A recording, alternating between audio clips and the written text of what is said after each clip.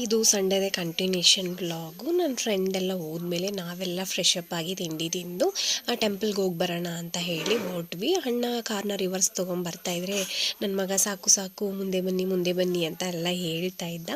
So ಎಲ್ಲರೂ ರೆಡಿಯಾಗಿ ಹೊರಟ್ವಿ. ನಾನು, ಅಮ್ಮ, ಅಣ್ಣ, ಅತ್ತಿಗೆ, ಪಾಪು 4 ಜನ ಹೊರಟ್ವಿ.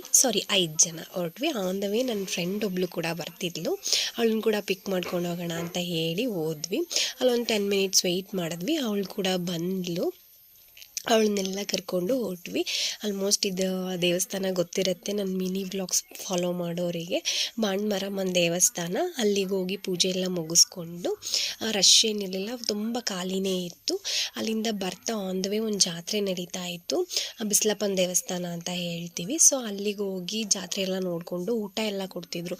ಸೊ ಊಟ ಎಲ್ಲ ಮುಗಿಸ್ಕೊಂಡು ಜಾತ್ರೆ ಎಲ್ಲ ಒಂದು ರೌಂಡ್ ನೋಡಿಕೊಂಡು ಶಾಪಿಂಗ್ ಅದು ಇದು ಮಾಡಿಕೊಂಡು ಮನೆ ಕಡೆ ಹೊರಟ್ವಿ.